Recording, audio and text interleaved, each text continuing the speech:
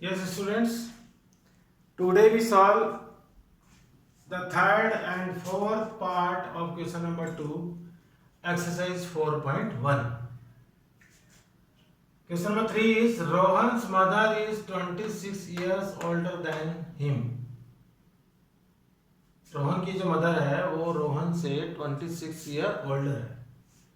इसका मतलब हुआ let Rohan present age be x years.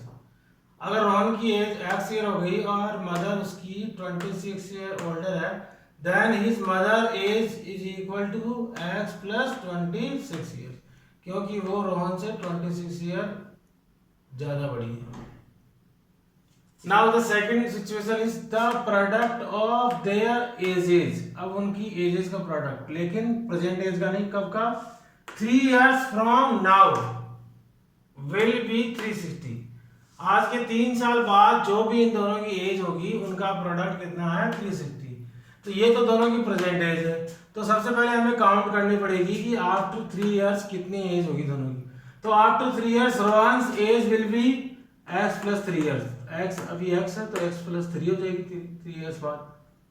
ऐसे ही मदर की एज जो है वो हो जाएगी x प्लस 26 प्लस 3. पहले x प्लस 26 थी तो उसमें 3 प्लस हो जाएगी 3 साल बाद, तो ये कितनी हो जाएगी? x plus 29 years. तो अब ये जो 3 साल बाद इन दोनों की एज है x प्लस 3 और x प्लस 29. तो according to the question x plus 3 Rohan's की एज और x प्लस 29 उनकी मदर जो एज है उनका प्रोडक्ट जो है कितना हो गया? 360. When we solve this equation तो x multiplied by x becomes x square. 3 x multiplied by 29 तो 29x. 3 multiplied by x becomes 3x. 3 multiplied by 29 becomes 87 and equal to 360. When we transport this value तो it becomes x square plus 32x. 29 और 3 like terms. 32x plus 87 minus 360. ये right side से 360 उधर आएगा minus का हो गया. तो x square plus 32x minus 273 equal to 0 is a required equation. तो इस तरह से हमें ये इक्वेशन मिल गई जो कि क्वाड्रेटिक इक्वेशन है. अगर अब हमें इसी इक्वेशन में एज पता करनी हो रोहन और उसके मदर की, तो इसको हम सॉल्व कर लें किसी भी मेथड से. फैक्टराइजेशन मेथड हमने पढ़ ही लिया, आगे और भी मेथड पढ़ेंगे, किसी भी सॉल्व करेंगे तो दोनों की एज भी पता हो जाएगी. फोर्थ क्वेश्चन है train travels a distance of 480 kilometre at a uniform speed. एक ट्रेन जो है वो ट्रेवल कर रही है कितनी डिस्टेंस तक? 480, लेकिन उसकी स्पीड जो है यूनिफॉर्म स्पीड है. If the speed had been 8 kilometre less, लेकिन उसी ट्रेन की जो अभी स्पीड है उसमें अगर कम कर दें 8 किलोमीटर पर आवर, तो then it would have taken 3 hours more to cover the same distance.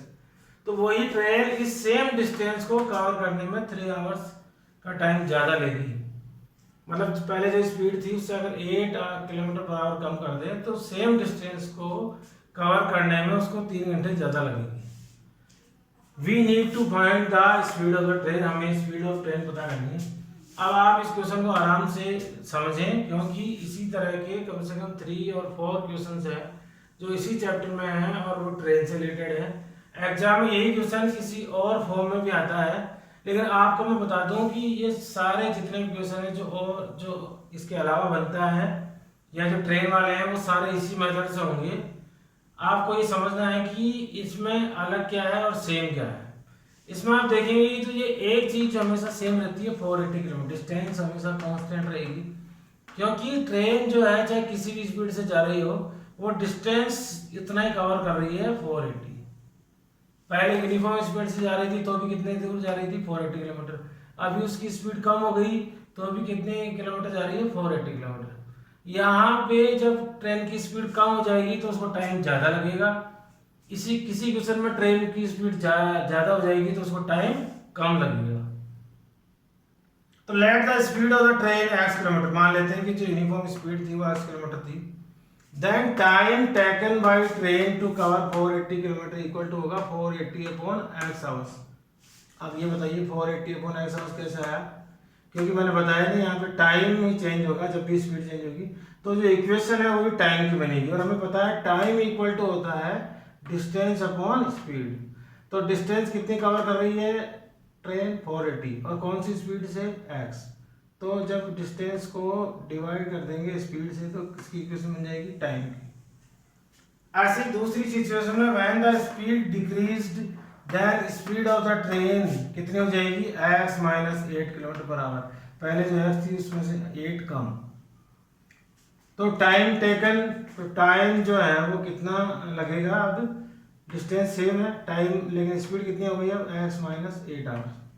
तो यहाँ पे जो दोनों इक्वेशंस बन रही है, ये दोनों इक्वेशन, दोनों जो फ्रैक्शन बन रहे हैं वो किसके हैं टाइम के। इसका मतलब इस टाइम में स्पीड कम होने से टाइम ज़्यादा लगा, तो कितने टाइम का डिफरेंस आ गया 3 आवर्स का। तो यहाँ पे डिफरेंस की इक्वेशन बन गई। तो यहाँ पे हम इसी को अकॉर्डिंग टू द क्वेश्चन इसको सॉल्व कर देंगे। ये जो टाइम है और ये जो टाइम है उसमें कितने का डिफरेंस है इक्वल टू 3 आवर्स का। अब उसके बाद फ्रैक्शन में है तो इसको सॉल्व करेंगे तो वो x माइनस 8 और x एलसीएम आएगा। It means x minus 8 cancel out, तो x मल्टीप्लाई होगा इससे 480 से। यहाँ पे x कैंसिल, तो क्या बचा है x माइनस 8 जो है किससे मल्टीप्लाई होगा 480 से और इक्वल टू 3 है ही। उसके बाद जब हम इसको सॉल्व करेंगे तो ये आएगा 480x minus 3840 upon x multiply by x square minus 8 multiply by x, तो 8x इक्वल टू 3। और जब हम इनको क्रॉस मल्टीप्लाई करेंगे इधर, ये जो इधर जाके 3 के साथ क्रॉस मल्टीप्लाई हो जाएगा तो क्या बचेगा 480x minus 480x bracket open हुआ है तो माइनस का हो गया plus 3840 equal to 3 multiply by this, तो 3x स्क्वायर माइनस 24x। अब आप यहाँ देखिए 480x प्लस का है और ये 480x माइनस का है तो कैंसिल आउट। तो क्या बचा 3x स्क्वायर माइनस 24x और उसको हमने उधर ट्रांसफर कर दिया तो कितना बचा minus 3840 equal to 0। 3 is the common in this, तो हम इस इक्वेशन को लॉएस्ट भी कर सकते हैं। तो ये होगा x square minus 8x minus 1280 equal to 0। ये 3 जो है 0 के साथ कैंसिल हो गया तो इक्वेशन बन गई x square minus 8x minus 1280 equal to 0 is a required equation. ये क्वेश्चन ऐसा है जिसको मैंने बार बार इसलिए बोला आपको समझने के लिए, क्योंकि इसी तरह के जितने भी क्वेश्चन आएंगे जिनमें आपको पढ़ने के बाद पता लग जाए कि वर्ड प्रॉब्लम कोई भी हो कि उसमें एक चीज़ कांस्टेंट है, मतलब जैसे कि यहाँ पे डिस्टेंस, और बाकी चीज़ दूसरी जो है अगर बढ़ रही हो या कम हो रही हो तो उन सब क्वेश्चंस में ऐसे अपॉन वाली इक्वेशन बनेगी और वो एलसीएम से ही सॉल्व होगी। आई होप कि आपको ये दोनों एग्जाम्पल जो है बहुत अच्छी तरह अंडरस्टूड हुए होंगे। कल हम शुरू करेंगे एक्सरसाइज 4.1 हमारी कंप्लीट है, अब हम स्टार्ट करेंगे exercise 4.2। Till then thank you.